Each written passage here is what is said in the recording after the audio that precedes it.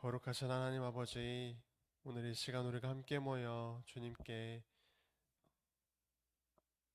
전심으로 예배드리길 원합니다.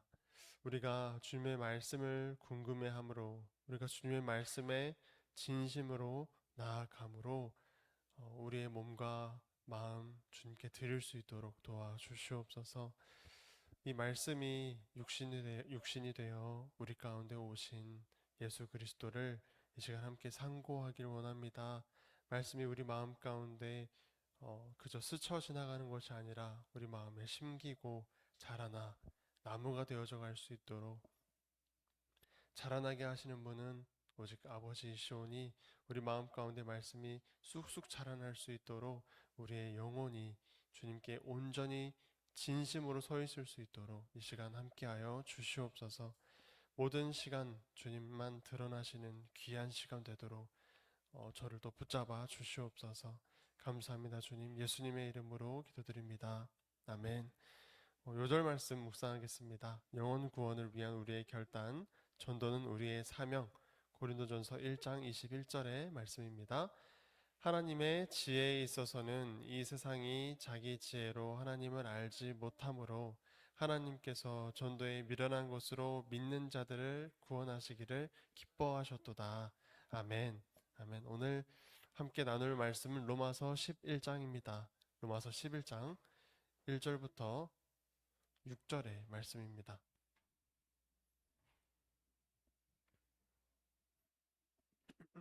로마서 11장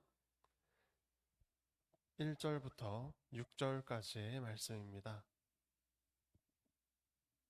네. 로마서 11장 1절부터 6절까지 제가 먼저 1절을 읽으면서 함께 교독하도록 하시겠습니다. 그러므로 내가 말하노니 하나님이 자기 백성을 버리셨느냐? 그럴 수 없느니라. 나도 이스라엘이니요 아브라함의 씨에서 난 자요 베냐민 지파라.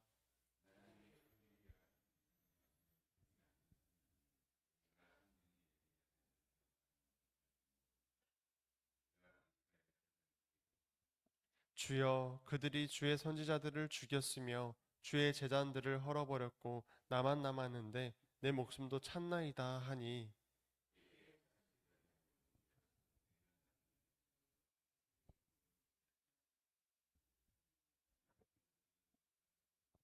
그런즉 이와 같이 지금도 은혜로 택하심을 따라 남은 자가 있느니라. 않음이니 그렇지 않으면 은혜가 은혜되지 못하느니라. 아멘. 아멘. 어, 바울이 지금 이스라엘 백성들을 향하여 이스라엘이 지금 어떤 상황인가에 대하여서, 얼마나 처참한 상황으로 우리 이스라엘이 지금 치닫고 있는가, 그거에 대하여서 로마서 10장까지 쭉 말을 했습니다. 하지만 11장 시작하자마자 바울이 그러나 하나님께서 자기 백성을 버리셨느냐 이렇게 또 말하기 시작하죠. 로마서에서 보면 거짓 이스라엘과 참 이스라엘, 그냥 육적인 이스라엘과 믿음으로 난 이스라엘에 대하여서 설명을 합니다. 거짓 이스라엘은 참 육신의 이스라엘이 거짓되었다. 그들이 열심을 다하여서 율법을 지킨 것이 도리어 열심을 다하여서 하나님을 대적하는 일이 되었다. 이런 식으로 바로 전까지 말했습니다. 그렇습니다. 한마디로 육적인 이스라엘은 망하게 되었다는 것입니다. 망한 것 같이 보인다는 것입니다. 하나님의 아들을 영접하지 않은 것도 모자라 그 아들을 십자가에 못 박아 죽이기까지 했던 이스라엘은 하나님의 진노를 피할 수 있겠느냐는 것입니다. 우리가 한 가지 잠깐 기억하고 넘어갈 것은, 이때 당시에 이스라엘의 열심을 우리가 따라해서는 안 된다는 것입니다. 그들은 율법을 지키기 위해 약자를 돌아보지 않았습니다. 헌금을 하기 위해 부모를 돌아보지 않았습니다. 자기들과 똑같은 신앙생활을 하지 않는 이들을 향하여서 정죄했습니다. 우리도 까딱하면 이렇게 말로써 상처 주는 사람들이 될 수 있습니다. 그렇게 어, 항상 말씀 앞에서 경계하셨으면 좋겠습니다. 예수님은 어떻게 하셨는가 깊이 생각해보고 우리는 예수님을 따라가는 귀한 사람들 되었으면 좋겠습니다. 다시 돌아와서 오늘 본문에 이토록 절망적인 상황에 놓인 이스라엘을 보고 바울은 이렇게 말합니다. 본문 1절입니다. 그러므로 내가 말하노니 하나님이 자기 백성을 버리셨느냐? 그럴 수 없느니라. 나도 이스라엘인이요 아브라함의 씨에서 난 자요 베냐민 지파라. 하나님이 자기 백성을 버리셨느냐? 아니다. 나 같은 사람도 안 버리셨다는 것입니다. 나도 이스라엘 사람이고 나도 아브라함의 씨에서 난 베냐민 지파 사람이다. 이스라엘이 망한 것 같아 보이지만 아직 남아있다는 것입니다. 하나님께서 선택하셨던 이스라엘, 이 육적인 이스라엘은 아직 죽지 않았다는 것입니다. 이스라엘이 아직 살아있다라고 바울은 그렇게 성경 속에서 답을 찾아서 이 로마서의 이 편지에 쓰고 있는 것입니다. 그 살아있음, 이스라엘이 아직 살아있음은 어떤 이스라엘의 행동으로 말미암은 것이 아니라 하나님께서 아직 이스라엘을 완전히 버리지 않으셨다는 것을 말하고 싶은 것입니다. 나도 안 버리셨다. 나 같은 자도 버리지 않으셨다. 하나님의 믿음의 씨로 난 참된 이스라엘이 아직 남아있다라고 말하는 거죠. 바울은 이를 설명하기 위해서 뒤쪽에서 구약의 내용을 인용하여 예시를 듭니다. 근데 그 전에 우리가 방금 읽었던 어떤 엘리야 그런 말씀도 있는데요. 그 말씀으로 가기 전에 생각나는 한 사람이 또 있었습니다. 바로 삼손. 삼손과 되게 비슷한 상황이 아닌가 이 이스라엘이 이런 생각을 해보았습니다. 하나님의 사사로서 이스라엘의 지도자로서 이스라엘이 이끌었지만 자신의 실수로 말미암아 삼손은 머리카락이 잘리고 눈이 뽑히고 망한 것과 같이 된 상황 가운데 놓였습니다. 하지만 마지막까지 하나님께서는 삼손을 버리지 않으셨고 삼손에게 힘을 주셔서 수천 명의 사람들을 죽일 수 있도록 그 이스라엘을 위하여서 그렇게 죽일 수 있도록 하셨던 것처럼 하나님은 이스라엘을 끝까지 포기하지 않으시고 마지막까지 이스라엘에게 힘을 주시는 것만 같은 그런 말을 바울이 지금 하고 있다는 것이죠. 다시 돌아와서 본문 2절에서도 보니 엘리야도 그러했다라고 바울이 말합니다. 2절입니다. 하나님이 그 미리 하신 자기 백성을 버리지 아니하셨나니 너희가 성경이 엘리야를 가리켜 말한 것을 알지 못하느냐. 그가 이스라엘을 하나님께 고발하되 이렇게 말하고 있죠. 이스라엘 백성이 자기의 선지자들을 다 죽이고 엘리야도 죽이려고 할 때 엘리야가 하나님께 이스라엘을 고발하여 이렇게 말합니다. 3절에서 그렇게 말하죠. 주여 그들이 주의 선지자들을 죽였으며 주의 제단들을 헐어버렸고 나만 남았는데 내 목숨도 찼나이다 하니 엘리야 입장에서는 이 이스라엘이라는 땅에 하나님의 백성은 더 이상 남아있지 않은 것처럼 느껴졌다는 것이죠. 완전히 없어진 것만 같고 완전히 망해버린 것만 같은 이때에 하나님께서는 엘리야에게 무엇라 대답하셨는가 보니 내가 나를 위하여 바알에게 무릎을 꿇지 아니한 사람 7천 명을 남겨두었다. 이렇게 4절에서 말씀하셨다라고 합니다. 바알에게 무릎 꿇지 아니한 사람 7천 명. 엘리야는 얼마나 든든했을까요? 네. 온 세상에 나 혼자뿐인 것만 같아서 하나님께 울부짖었더니 하나님께서 7천 명을 남겨두었단다 라고 말씀하시는 하나님이 얼마나 힘이 되었을까요?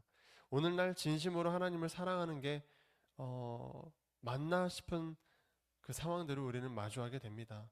하나님을 사랑한다면서 저렇게 상처 주는 말을 하는가? 예수 그리스도를 사랑한다면서 내 이웃을 내 몸처럼 사랑하라는 그 계명을 지킨다면서 왜 이웃들을 저렇게 무시하고 살아가는가? 또 진실로 예수 그리스도를 믿는다면 성경을 펼쳐 구체적으로 어떻게 그를 따라가야 하는지, 예수님을 따라가야 하는지를 고민할 텐데 우리는 왜 그러지 못한 모습들을 보이는가? 네, 이렇게 예수님을 향한 마음이 진실된 사람들이 없는 것만 같은 오늘날 하나님은 믿음의 씨로 태어난 사람들을 남겨두셨다는 것입니다. 다시 말해 이 세상 가운데 빛과 소금으로 이 땅을 살아가는 사람들, 사랑 없는 이 세상에 가난한 자를 돕고 추운 자를 입히고 배고픈 자를 먹이고 외로운 사람들과 함께 걸어가지고 대화해주는 사람들이 아직 남아있다는 것입니다. 이름도 없이 빛도 없이 잠잠히 말씀을 따라가는 우리가 되길 바랍니다. 하나님께서 선택하시고 부르신 그 하나님의 백성은 시끄럽고 막 요란하게 하나님의 말씀을 지킬 필요가 없습니다. 잠잠히 말씀을 지켜나가시길 바랍니다. 어떤 사람들에게 보여지기 위함이 아닌 하나님만이 나를 아신다, 하나님만이 나를 보고 계신다 라는 그 양심에서 우러나오는 순수한 믿음으로써 우리가 살아가길 바랍니다. 예수 그리스도라는 나무에 단단히 매달려 있으면 우리가 가지잖아요. 이 가지는 결국 꽃을 피울 것입니다. 그 꽃에서 그리스도의 향기가 날 것이고 끝내 열매 맺는 것을 우리가 보게 되길 바랍니다. 바울에게도 엘리야의 이 말씀은 큰 위로였을 것입니다. 당장 바울과 함께 엘리트 코스를 밟아왔던 유대인들을 생각해 보면요. 쉽게 말해 바울의 동기들이죠. 바울의 든든한 방패막이 되어 주었던 유력한 권력자들 중에 누가 예수 그리스도께로 돌아왔습니까? 네, 저는 잘 모르겠습니다. 사랑하는 자기 민족이라는 사람들이 바울이 어딜 가나 따라와서 방해하고 죽이려 하고 얼마나 외로웠을까요? 가장 무서운 적은 나를 모르는 사람들이 아닌 나를 잘 아는 사람들이 가장 무서운 적인 것 같습니다. 예수님도 말씀을 전하실 때 그 고향에서는 예수님을 환영하지 않았다는 것처럼 말이죠. 그런 상황에 유대인이 예수님을 믿었다라는 소식, 바울에게는 그 소식이 얼마나 기쁜 소식이었을까요? 로마 교회 유대인들이 많이 있었다라는 소식이나 또 어느 곳에서 유대인들 중에 예수 그리스도를 믿는 사람들이 교회를 이루었다라는 소식이 굉장히 기쁜 소식이었을 것입니다. 이 믿음으로 난 자녀들은 이 자녀들의 특징, 믿음으로 난 자녀들의 특징은 택하심을 받았다는 것입니다. 택하심. 망해가는 이스라엘 중에 하나님의 택하심이 아니면 절대로 스스로 돌이킬 수가 없는 사람들을 하나님께서는 돌이켜서 남아있는 사람들, 믿음으로 태어나는 사람들을 남겨두셨다는 것입니다. 5절의 말씀입니다. 5절입니다. 그런즉 이와 같이 지금도 은혜로 택하심을 따라 남은 자가 있느니라. 우리가 예수 그리스도를 믿게 된 과정도 잘 생각해 보시기 바랍니다. 무슨 노력을 하셨습니까? 무슨 헌금을 많이 해서 믿음을 주신 겁니까? 혹은 무슨 기도를 하셔서 하나님의 마음을 감동시키신 것입니까? 아니요, 전적인 하나님의 주권으로서 우리는 지금 이곳에 하나님을 믿노라, 예수님을 믿노라 고백하는 성도들이 된 것입니다. 하나님이 택하시면 믿게 되는 것입니다. 이게 은혜라는 겁니다.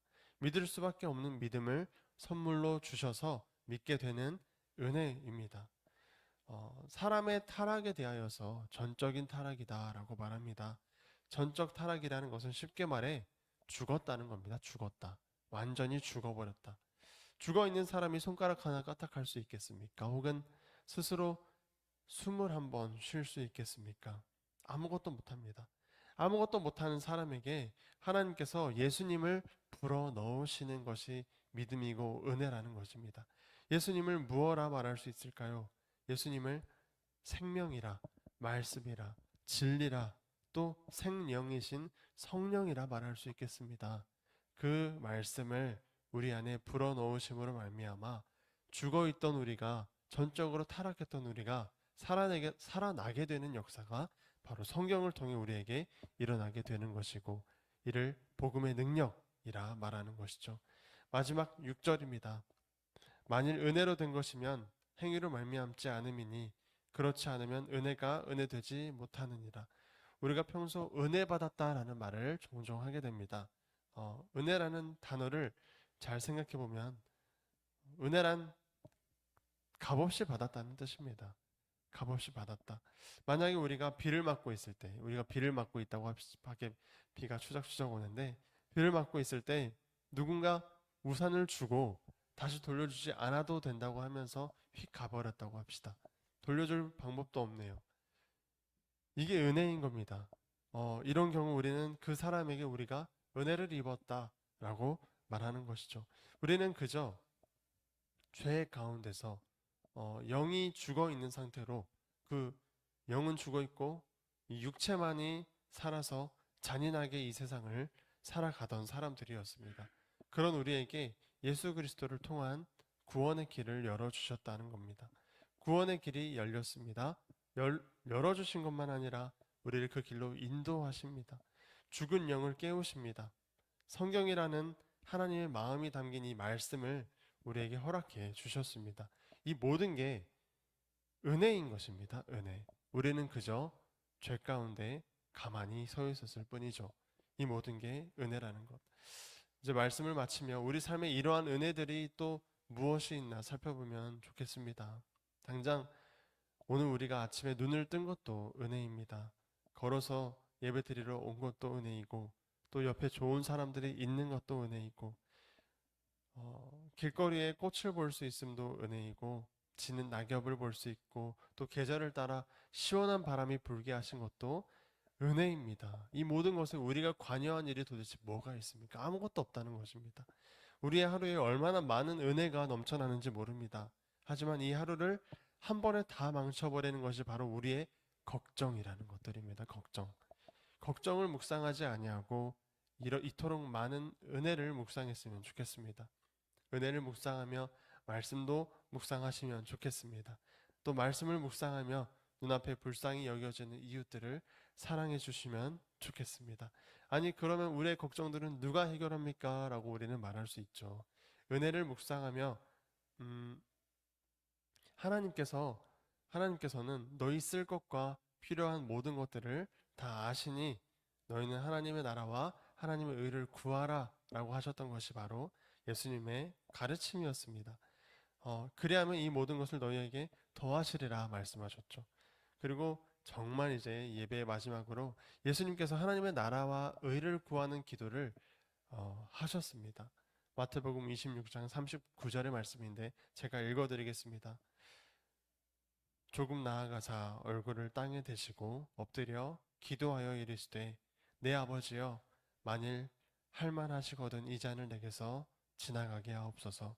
그러나 나의 원대로 마시옵고 아버지의 원대로 하옵소서 하시고, 네, 이 기도가 바로 나의 것을 구하지만 결국 아버지의 뜻대로 되길 원한다고 구하는 그런 예수님께서 모범으로 보여주신 기도를 할 수 있겠습니다. 우리도 우리가 원하는 바를 기도할 수 있습니다. 그러나 나의 원대로 마시옵고 아버지의 원대로 하옵소서. 받은 은혜와 사랑을 생각하며 우리가 세상으로 나아가서 우리의 뜻을 고집하는 사람들이 아니라 예수 그리스도의 뜻을 고집하고 하나님께서 이루시고자 하셨던 그 하나님의 사랑을 고집하는 우리가 되기를 진심으로 소망합니다. 기도하겠습니다. 아버지, 이토록 뭔가 사랑이 없어지는 이 말세에, 또 정이 없다라고 느껴지는 이 말세에 우리는 그리스도인으로서 세상을 사랑하며 살아가도록 도와주시옵소서. 우리가 값없이 은혜로 구원 받았습니다. 그 받은 은혜와 사랑을 생각하며 또 세상으로 나아가 정이 없고 사랑이 없는 곳들에 아버지의 사랑을 들이붓는 그리스도인들 되게 하여 주시옵소서. 그리하여 세상이 감당치 못하는 자, 세상을 이기는 자, 세상에 살아가지만 하늘의 시민권을 가진 자로서 그리스도인답게 살아갈 수 있도록 도와주시옵소서. 매 순간 성령님을 의지하고 도우심을 구하오니 순간순간마다 우리가 우리의 육을 따를 것인가 말씀을 따를 것인가 선택하게 하시옵고, 그때마다 말씀을 따르는 선택을 할 수 있도록 주님 도와주시옵소서. 주님의 은혜가 전적으로 필요한 우리의 인생입니다. 우리의 모든 인생을 통하여서